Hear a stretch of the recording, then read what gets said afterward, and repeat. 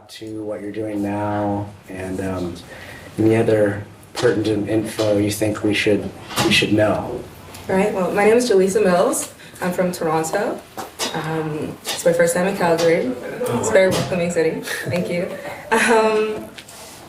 Where did I start? So I'm representing School Night today. School Night is an artist discovery platform out of Toronto. Originally started in Los Angeles in 2010. We're the first satellite location in Toronto. Artists discovered on this, or artists who got their first start is like Lizzo, Dua Lipa, Billie Eilish, and then alumni include Doja Cat, Odessa, Hosier, oh my gosh, a lot of great artists. So we have the Toronto show that happens the last Monday of every month, and it runs about 9 months out of the year. And then we're going to be launching, we did like a starter show last year where we did a festival. It's called Recess, so it's an offshoot of our School Night program, and it's going to be in the summer in August. What else? I'm also the talent buyer and programmer and venue operations manager at the Drake Hotel in Toronto. It's a long title, I know. I just started this position in August, and prior to that, I was an agent at Pekin. And prior to that, I worked for Ink Entertainment with Rap Season and Veld Music Festival. Rap Season does all the rap and hip hop and R&B shows. We go across Canada, and then Ink, you may know, does Veld Music Festival. It's over 100,000, 150,000 people. I go to Downsview Park in Toronto. That's a predominantly EDM, and this year they started doing like grime and artists from the UK. And that's kind of what I do in a nutshell. Yeah, that's good. My name is Meyer Billurcu. I'm one of the founders of Blue Skies Turn Black, which is a concert promotion company in Montreal. I started that with my friend Brian way back in the year 2000. We booked all kinds of bands, from indie rock to metal, punk, post-punk, hip-hop. I don't know, we've been doing it a long time. Brian left the company a few years ago to become a tour manager. He works mostly with like Kid Koala. Funnily enough, I ran into him a few weeks ago at a Lee Fullbeck show. And in the last couple of years, we partnered up with I Love Neon and Extensive Enterprise, so I Love Neon are electronic music promoters, and Extensive Enterprise does a lot of metal shows. And so we decided, in the changing face of the music industry, that it would be better for us to pool our resources together. So we didn't merge essentially and create a new thing. We just kind of came together to help each other out doing, all the background stuff that none of us like doing. And I also am one of the co-owners and founders of a venue called Bar Le Ritz PDB, which is a 300 cap room in Montreal. Started that with Terry and Ephraim from the band Godspeed You Black Emperor. Just before the pandemic, they actually left because they were hoping to have more of a bar, not really a venue. And so when they left, my partners from I Love Neon came in and took their space. And yeah, we book, I don't know, anywhere from 200 to 300 shows a year at that venue. And on the Blue Sky side, we're doing probably 150, 200 shows a year. And I think that's about it. Great. Yeah. I'm Nathan Walker. I am representing Treefort Music Fest from Boise, Idaho. I think I'm the lone American delegate at Sound Off this week, and so it's great to be here. Also my first time in Calgary. It's mine too, actually. Yeah? Yeah. Nice. Seen some great bands already, and definitely echo the welcoming aspect of your community. But Treefort Music Fest is a 5-day multi-venue festival.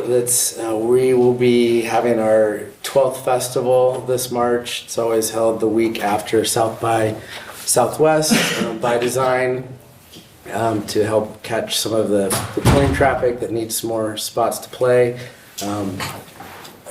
Maybe similar to Calgary, Boise's typically been skipped over historically for a lot of just is not a primary market. So the festival is kind of designed to essentially show bands that, hey, this is a viable market, that you should stop here. And like I said, so we're in our 12th edition. Our the parent company is called Duck Club Presents. That we do year-round promotion, and since 2012, and we've used other people's venues in town. In March of this year, we opened our first our venue, our flagship venue called Treefort Music Hall. It's a 1,000-cap venue. Also, this month, within the last 6 months, we took ownership of a historic Shriners building, which I think of something maybe similar like Legion Halls or similar things here. And so we have a 500-cap ballroom upstairs and a 200-cap basement space that we book in there. We do probably, October was super busy. We were doing probably 30 shows a week amongst other rooms, which is a lot for Boise too. Although don't get me wrong, it was bordering on probably double too much. But in any case, we're trying to see what sticks. So yeah, that's kind of like context of what we're doing, what we are working with. I have a couple questions. So I kind of wanted to like get into the idea of what would maybe separate some of the communities as far as our different music communities. Like, so if you could describe like what's one positive aspect and then maybe one challenging aspect of your particular like music community. How would you take this? A positive aspect. I don't know, weirdly enough, like even after all these years of doing this, it's like discovering new bands, like every time you think that like you can't hear something that will be inspiring, like someone will hit you up, and be like, can you book this band? I'm like, I don't know who this is, let me check it out. And then it's just like, this is actually really good. And it's happened a few times. I've actually gone out and bought a record because of a cold call email, so the challenging aspect is being, I think, as a Canadian promoter, we deal a lot with like touring American bands, and like we're always having, fee demands get higher and higher, and everyone wants to be paid in US dollars, and like the Canadian dollar is always it's always like at like about 40%. So it's like sometimes like an agent's like, I need $1,000, and you send them the breakdown of the whole show, and they're like, why is this break even so high? I'm like, well, because you're not taking into account the exchange rate, so that $1,000 is now like $1,400, So that's a thing that we still to this day always it's always a conversation we have with a lot of agents. For me, a positive thing is like to echo what you said, really is being a part of like the inception of an artist's career, and seeing their growth from beginning to to stadium really. That is the most rewarding feeling, and just being able to like sometimes even keep in touch with these artists and counsel them along the way, even after the room. Like Drake Underground is 150 cap, 200 max if you push it.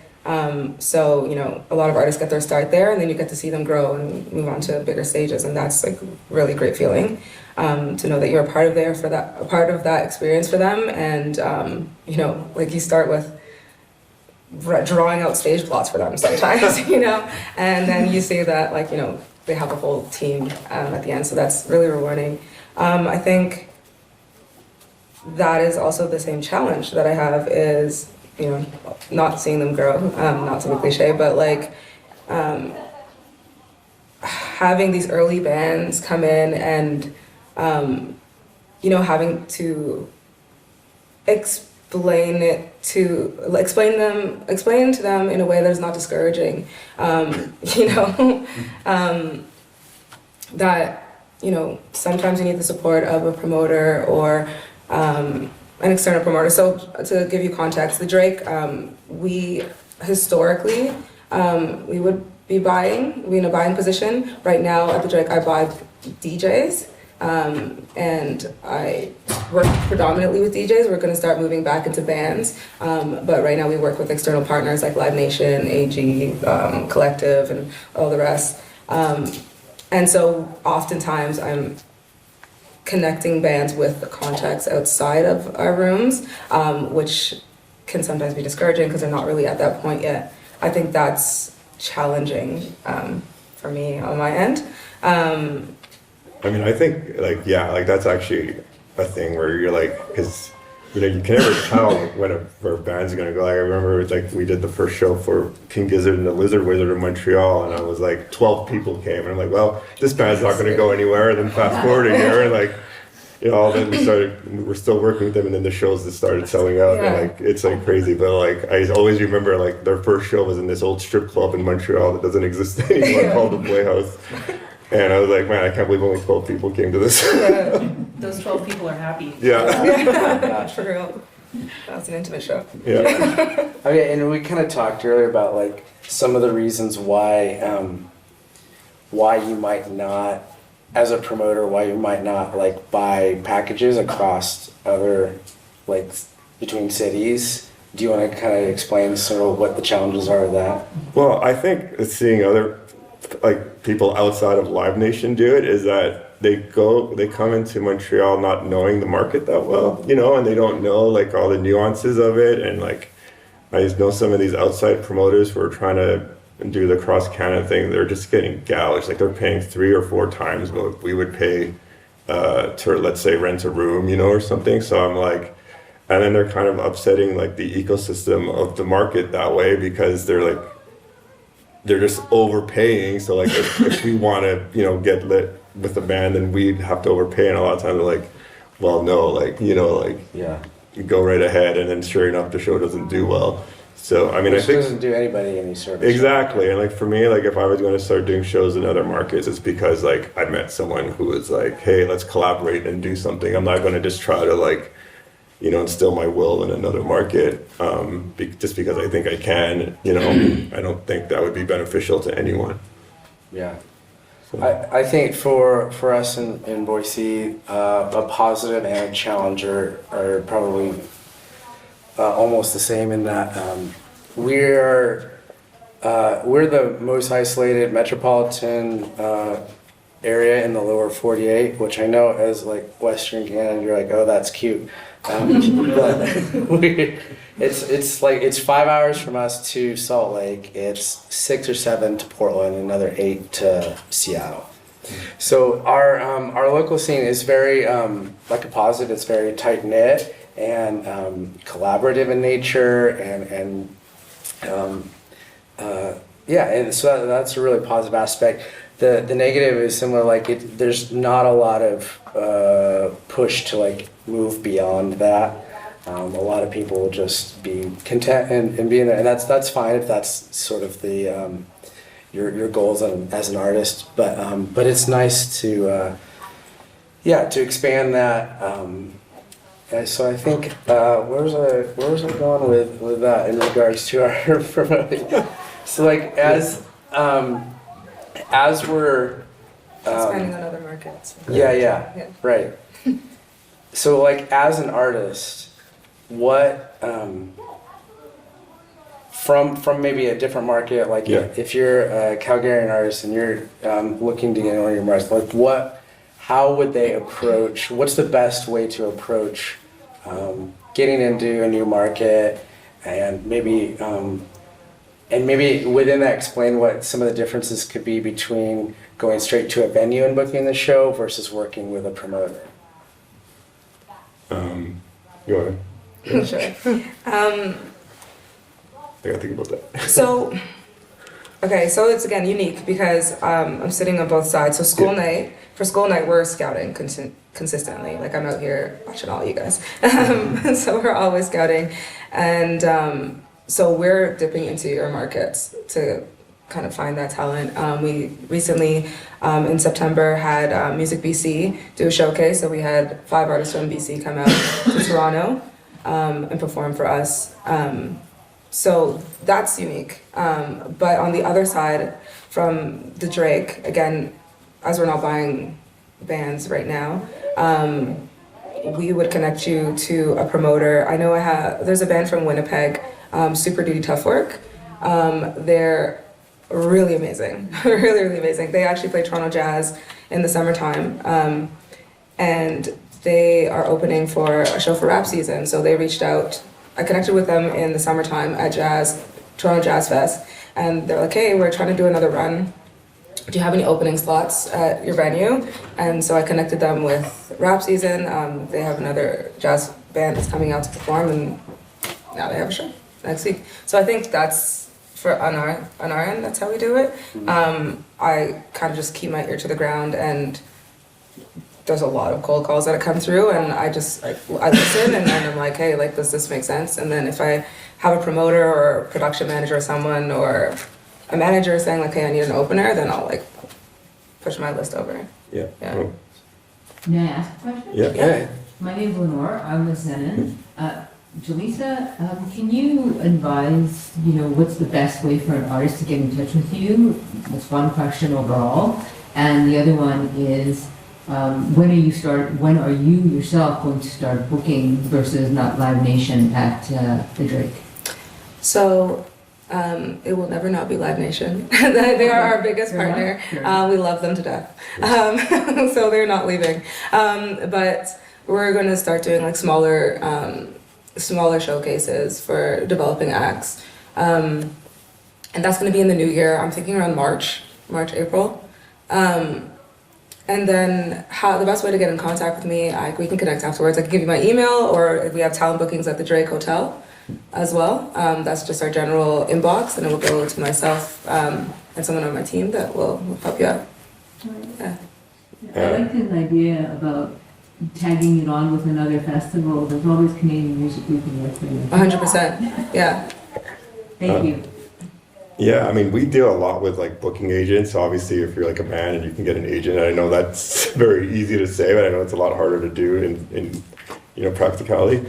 But if a band like cold calls me, like I guess the first question I always ask, like, because I try to listen to everything we get, like even if like within the first 3 minutes I'm like, oh, this is not something I like, but I know that there's like an audience for it. Mm-hmm. But that's what I always try to think. I'm like, okay, well, who's the audience in Montreal for this? Like, who's gonna, if this band gets booked, who's gonna go to the show? And so, we take a lot of chances, and I think we try to do it in a way that's low risk for everyone involved. So like we try to book, smaller rooms versus like, let's go into 300 cap right away. Like, we try to book like a room like Casa del Popolo, which is like 100 cap. And I think if a band doesn't like have representation and is trying to do a show in a market, is like talk to other bands, maybe before reaching out to promoters. And if you do reach out to promoter, and like that's what we'll do, I'll be, hey, let me see if there's any local bands that we could do with this band, so that at least they're not playing to an empty room. And when people email me at the Ritz, like the Ritz is a rental venue basically. Like we only open our doors when someone rents it, so I'll give them the whole spiel, like this is what it's going to cost you to do a show if you want to rent the room.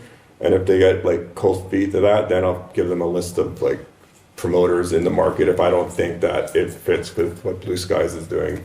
Because like, well, one, we're already really busy. So like my problem is I always used to say yes to everything, and then we take on way too many shows, and then like you can't like promote the shows properly because you just have too much on your plate. And then sometimes you're competing with yourself on the same night. So like now I try to be like more like strategic about it. And but there's like a lot of other promoters in the city that I know that like I trust would do a good job. So I'd be like, oh, you should talk to this person. Exactly, we do the same. I will give, like, again, if a band is adamant on playing the room, I'll give them the rental option, and then if we don't have anything, if they give cold feet around that, I will then give them a list of promoters in our region for that to support on this tours. Yeah.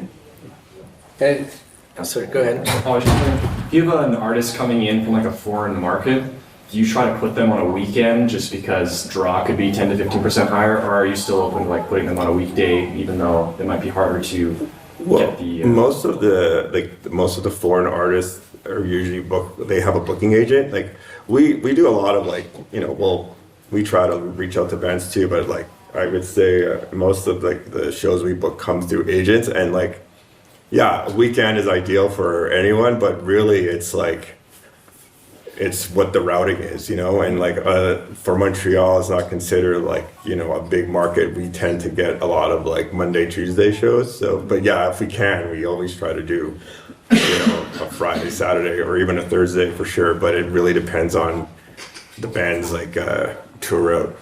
So.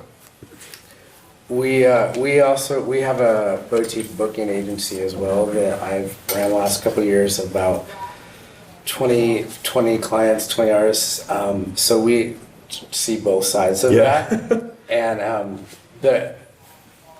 as an agent and as a promoter, like if a band maybe doesn't have representation, is like going into a new market and can have a bill already put together with some other bands, like that is.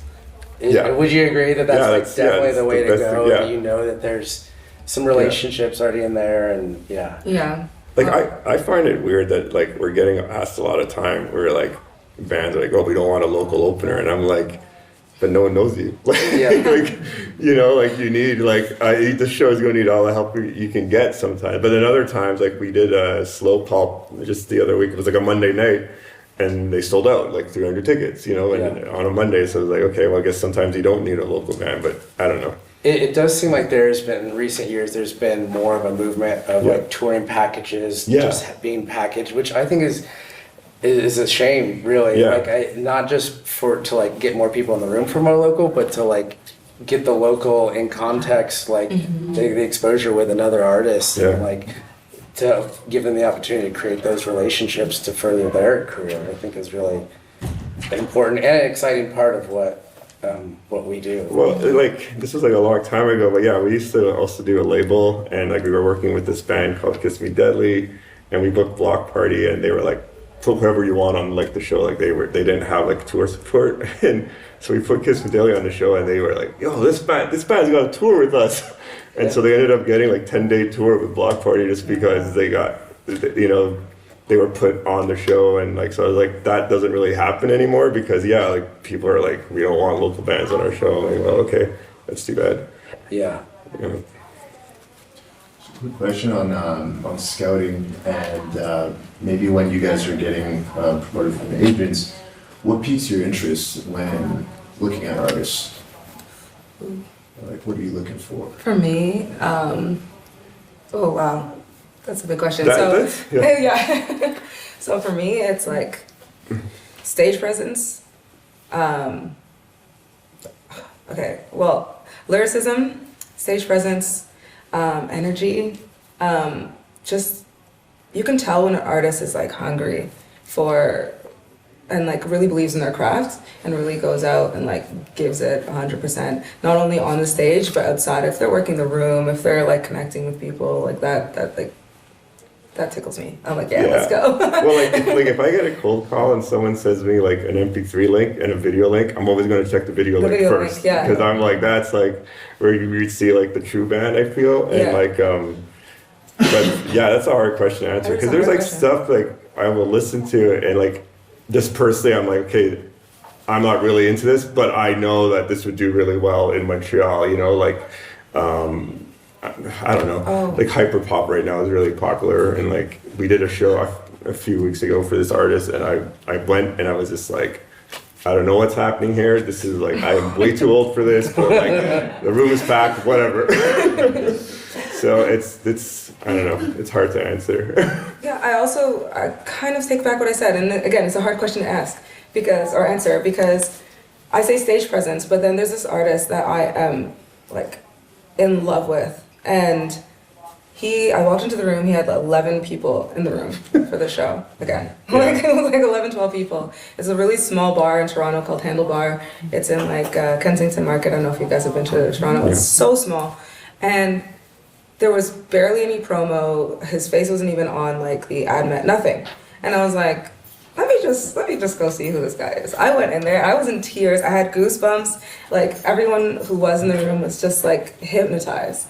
And he's phenomenal. And I think I was at the agency at the time, and I was like, we need to sign him. And everyone's like, he doesn't have any music out. What do you mean we need to sign him? No, we need to sign him. He's signed now.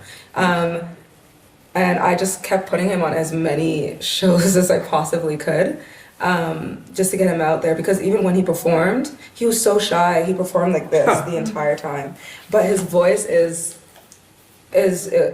I'm gonna have to play it for you guys at some point. Like his voice is so moving. It's so powerful. He has this like baritone, and his words are so like powerful. And so again, it's a hard question to answer because it's so many different things. It's like it's sometimes just a feeling. Yeah, like sometimes we'll put on a show for an artist like I'm super excited about, and like I try to push it as much as possible, and like indifference, like people just don't come out to the show, and so like you can never.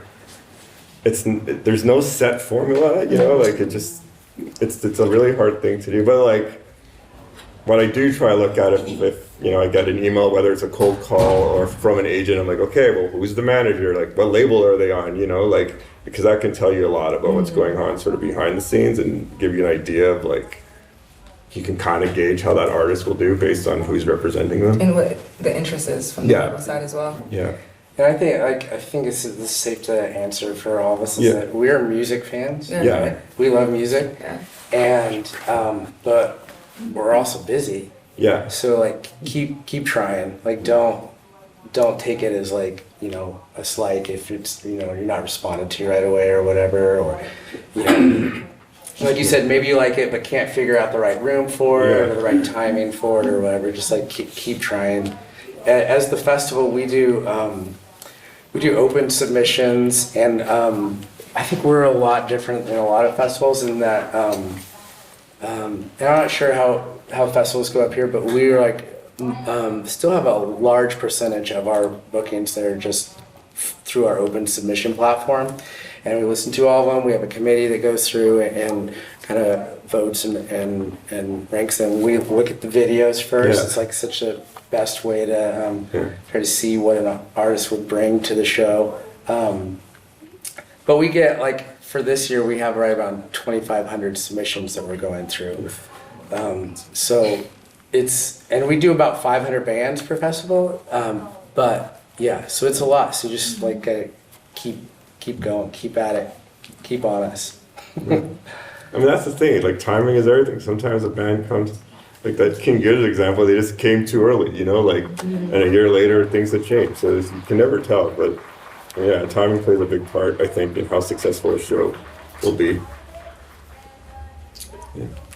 Sorry, quick question. What is that artist's name? Anane. Anane? I was like, I need to plug him right now. Yeah, I was like waiting for that.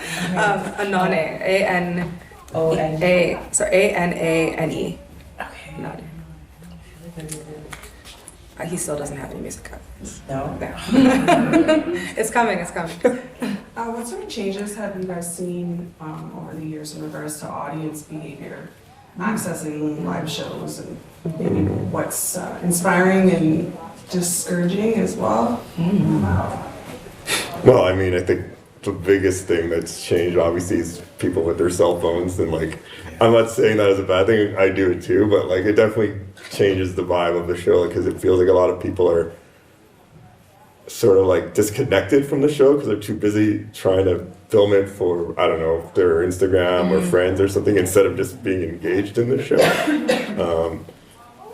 Yeah, I don't know. I see that on my end more for like bigger, more developed bands. Yeah. On the school night side, I think people are really coming out there to discover new artists. Well, that's cool. Predominantly, yeah. So school night is unique, like in the sense that the audience is a lot of industry. So that we have labels and agents that come out, and we have that collective in the back, and then we have like just the general population that comes out just to discover new music. It's a free showcase, so we have about 750 people RSVP on a 200 cap room. So we do like a lot of turnover, and people will come for a specific artist, but we don't really see like people get excited and take out their phones to capture a moment, but like people are really engaged with the music and just trying to like vibe to new sounds. Yeah. Did you guys deal with like drop rates pretty well? Oh yeah, like just kind of Especially post-pandemic. Yeah, post-pandemic, like a little bit, like there'd be a lot. We were looking at like between 30 and 40% of people that buy tickets and then just wouldn't show up. Yeah. Which is frustrating to try to fill a room for energy and stuff. Is that something that you? That was big, like really like right after the pandemic, but it's kind of like there's still a drop rate, but it's weird. It's not something we ever paid attention to, but I guess because of the pandemic, it's something that we still look at. But I think now it's more like 10 to 15%, so it's like it's manageable. Yeah, same. I think it's like 10%, and I think school night side, because it's a free show, people are less inclined to. They don't have that obligation to come out if they don't need to. But we still see a good turnout. Again, the room is full. That's why I bump up the tickets to like $750, because then we have like that rotating like crowd throughout the entire night. You said earlier in the talk that a lot of your bookings these days come through agents. Yeah. And so for artists who aren't represented by agents but maybe have a strong social media following, is it still worth it to reach out to promoters, or should they be focusing more on their local scene, local bands, and just trying to get kind of connected with No, I mean like I don't know, like I think like if a band builds a strong local following, like the thing that could happen is like we'll hear about it, through other bands, like, because we know a lot of Montreal bands that go on the road, and then they're like, oh, we saw so-and-so in Toronto or so-and-so in Ottawa, that would be cool. Like, my assistant plays in a band, and he's always coming back, when he goes on tour, like, being like, oh, I saw these great bands. I think it's still worth trying to reach out to promoters for sure. It's just like, don't get your hopes dashed at the promoters, like, yeah, I really like you, but like I don't know what to do with this. But if we could make it work, then yeah, obviously, that's cool. And like, yeah, agents are good, but they're not like. There's some agents that we deal with that like time and time again, the show turnouts just aren't great. You know what I mean? So like, they're not like the be all end all solution to everything. It's just, and it's not I'm not trying to slate the agent. I'm just like, they just happen to represent a roster that Montreal's like a weird market because there's two markets. There's like an English market and a French market, and if you don't know how to reach both audiences, you're like cutting your draw in half. So like I think that happens to a lot of American agents, and they're like, why did my show crush in Toronto and I did half the numbers in Montreal? I'm like, because you didn't get the French kids. So Thank you. Yeah, so what, maybe kind of on that, like what advice would you give to maybe someone looking very into that, like how might they engage your full market, or like, we've kind of covered it a little bit, but like if you want to go into a little more of like how, we talked about like getting a bill together from local bands and then approaching you, like, is there any sort of advice you give on someone looking to kind of... There's actually a really healthy like French scene, like there's like good like bands, like, and some of them sing in English, but some of them sing in French or like are instrumental bands, but it's like, I think like, don't just try to reach out to like the bands in Montreal that are, kind of like, oh, they're doing like sort of American style indie rock, like, see like there's like garage rock's really big in Montreal, like that's a thing that's always doing really well. So I think like just try to be open-minded to like both scenes. Like there's like a company in Montreal called Mothland that I think does that really well. They really cross-pollinate between like the English and the French, and so like their shows have this like really good energy because they've tapped into that. So I think, yeah. Also in Montreal and like the hip hop world, there's like Nate Husser and there's like Planet Giza and all those guys that kind of do a lot of cross. Yeah. Yeah, no, that's like, you have to, like, if you want to have a really successful show, you gotta like, you get both audiences. There's a little piece of advice that I give to local artists, and it's just a tiny way of changing the way of framing. Like, rather than saying like, if you're going into a new market, saying like, hey, we're a local band from Calgary, using like, hey, we're a Calgary-based band that's looking. It just kind of like, it's just a slight framing difference to show that you're like based here, but you're like looking to move out. You're actively trying to expand. Just a tiny little different framing. No, but it's true. It's like I heard on another panel someone was saying like, the biggest mistake bands make in their if they send out like a press release is like talking about like the whole history of the band and like how they met, and he's like, no one cares, like just get to the point. And it's like it's kind of true, like you just want to know what's this band about, and what do they sound like, and blah blah blah blah. So yeah. Let's see. So we haven't. I know there's probably some crossover. How many of you were here for the booking panel? Okay, so I know there's some crossover and probably what we're talking about. But one of those panels kind of suggested one of the things they didn't get into was talking about any sort of like typical deal structure and kind of like. So if you guys are into it, like pull back like the veil a little bit and kind of like describe what a typical deal structure looks like for you. I know it like varies by room, varies by genre, artist a little bit, but like what could you expect and how might that look differently than if you were like going straight to a venue versus working through a promoter? I'll go first Okay. because mine is pretty simple. As the venue and budding promoter, we're doing flat deals a lot of the time, so it's just a guarantee, flat guarantee. So, are you guys most familiar with the flat guarantee? No. So flat is like $500.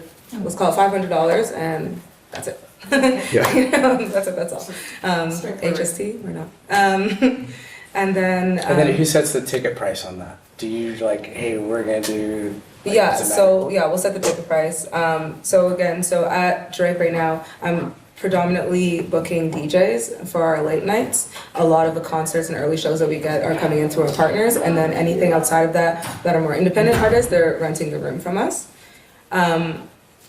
So the DJs are getting flat deals. Sometimes I'll do a door split. So I'll do a guarantee and then split on the ticket sales at the door, and we always set the ticket price. So I'll do like a 50-50 or 70-30. It just all really depends. And then, I mean, that's really the bread and butter for us that's right it. now. Yeah, like so for us, when it's like a new artist, and a lot of agents tend to go for it. Like we'll do like the straight door split, which is like any money. We call it a $1 deal, which is basically from the first dollar that the show makes, it's split. 50-50, 60-40, 70-30. It really depends on certain. And that seems to be the most democratic like way to do it because it's really like whatever money there is, we're just splitting it. The bigger bands, we start getting into guarantees. We don't do so many flat guarantees. We do more like it's a guarantee plus 85% of whatever is left after expenses are recouped. So that's sort of like the main offer we do, especially with more established bands. In terms of the ticket price, a lot of times they're just like, we defer to you for your market, but sometimes they're like, tickets across the tour are like $20 US or $25 US, and then so we'll send something. It's like going back to the thing about exchange rate. I'm like, well, here's a $30 ticket, and they're like, what? Well, it's like, well, you said 25 like US dollars.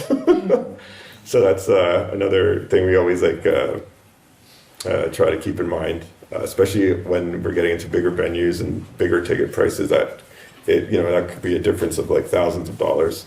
But on like the Ritz level, it's usually like door splits or like a guarantee anywhere from $500 to $1,000, sometimes $1,500, and we try to keep tickets in the $20 to $25 range. So for like promoter versus venue, do you typically build in like a rental rate into your expenses for like your versus deal or? Yeah, well, I don't know. Sorry. So again, we're not really doing versus deals, but so typically it would be like once guarantee and expenses are paid, then we do the split from that point. So if the guarantees are 500 and then expenses are like, I don't know, 3, our expenses are relatively low because we just, our expenses will cover our tech fees, our security and bar door staff. Same. Or like a production manager. Yeah. The only difference with us is we don't provide the production manager. Oh. Yeah. So they'll typically come in with their own production manager. So once we do the guarantee expenses, then we do splits after that point. Do you guys ever provide artists with like an expense breakdown?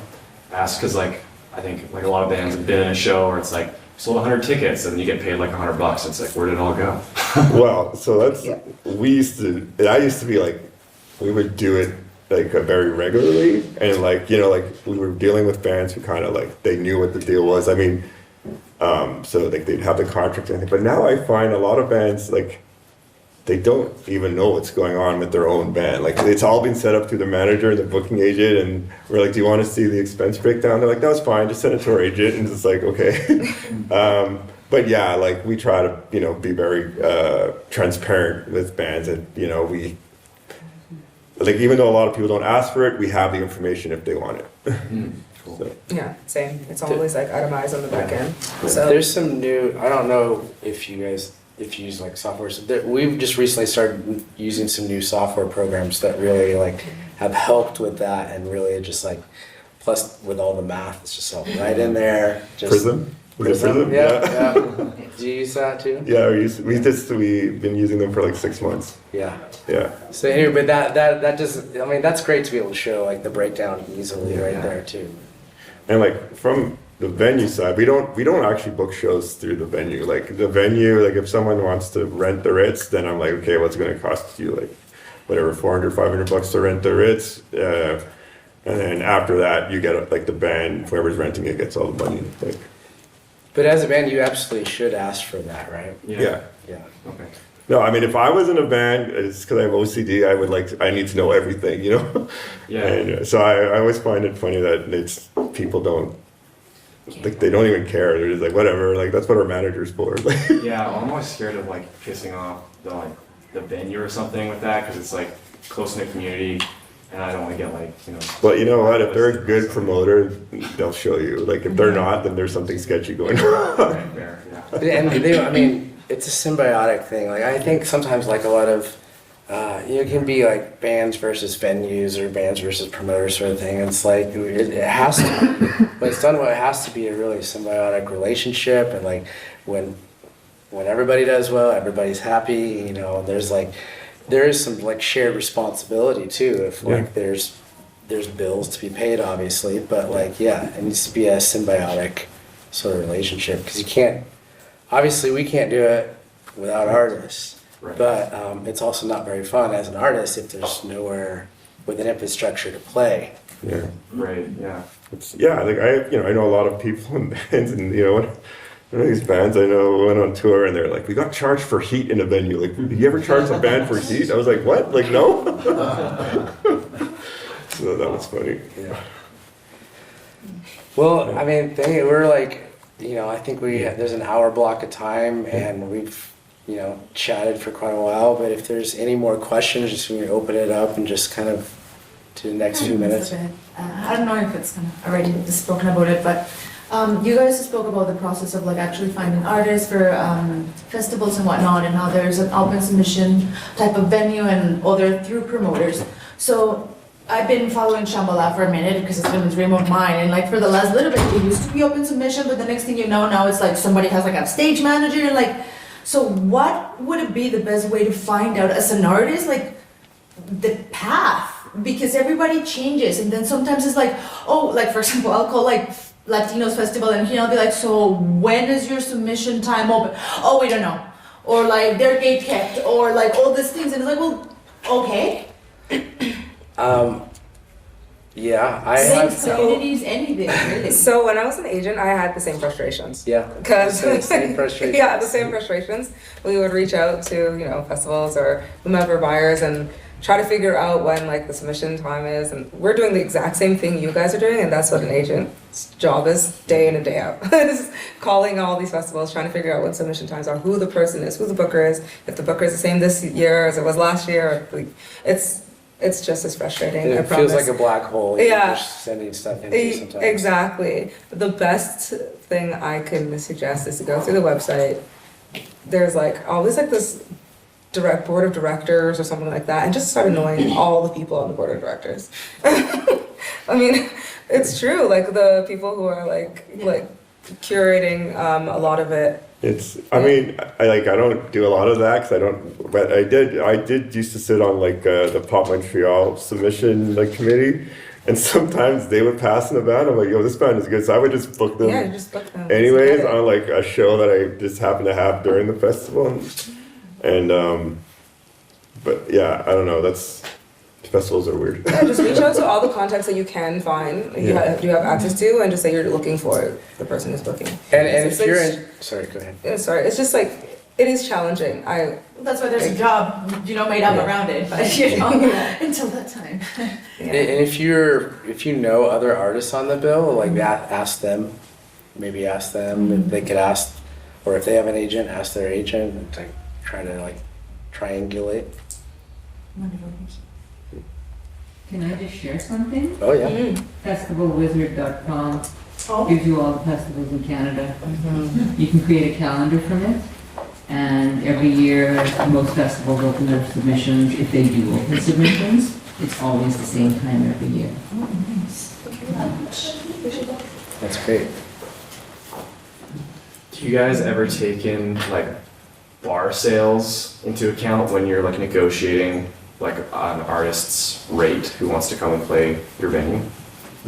We don't, because it's two separate things. But I know there's some people that do that. They're like, they'll include the bar sales as the total revenue on the event, and so they'll give like the artist probably more money than going to another venue where they can't get the bar sales. But for us, like the only venue that we could actually do that in is the one that like we kind of like co-own, but we really keep those two businesses separate. Okay. So, but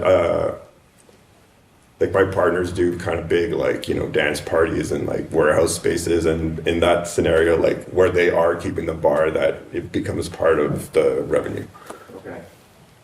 Yeah, same on our end. With the DJs, we'll look at the bar sales, but for bands, we don't take that into consideration. Okay. Yeah. Yeah. Sounds good. Any more questions? Sure, I have one. Maybe kind of related to that. I've been hearing a lot of people very recently talking about declining alcohol sales, and if you're seeing any venues doing anything creative to sort of. I was at Modern Love last night. I don't drink. I ordered soda water, and I asked the bartender, like, "Can I pay you for this?" She's like, "No, it's just water." I was like, "Please, let me pay you for this." I've done the exact same thing. Yeah, Well- I'm just curious, just anecdotally, if you're seeing So- venues come up with ways of increasing it. Yes, we're selling a lot more non-alcoholic beer now, and I know that there's non-alcoholic gin and vodka that's kind of being developed right now. I don't know if it's on the market yet, but we're looking into like basically non-alcoholic options, but still sort of based on like alcohol models. Well, I guess I was wondering, if, But yes, the drinking is less now. Post-pandemic, it's gone down. Yeah. Yeah, and I don't know if that's just because of like people like the young like 20-year-olds who didn't get to drink or do whatever during the pandemic. If that's just like how they are now or whatever it is, but yeah, it's down. It's definitely not like it was pre-pandemic. I guess my question then is if you could foresee more venues wanting to get involved with the ticket side of things. Well, I think most venues now, like every venue in Montreal I know has some kind of exclusive contract with some ticketing company. So. We do. I mean, we have like some mocktails and NA beer stuff, but it's different. Typically, a consumer might have one or two. You're not going to have the same volume of drinking that typically happens with alcoholic drinks. But yeah, I'm interested in creative ideas too. I'm having the opposite problem. So at our shows, our concerts, for sure, there's like a decrease in alcohol sales. But you can kind of identify which shows are gonna have like a bigger. We had like a bluegrass show, sold out. We had like a country show, sold out. But then in our DJ events, there's like this bottle service culture, right? Yeah. So now where we're not making as much on the bar, we're making a lot in bottle service sales. So just like switching that model a little bit and like presenting the package of bottle service when the tickets are going on sale. We start doing that, to kind of like circumvent that because our bar sales are low just on the concert end. Yeah. Well, thank you guys so much. And thank you for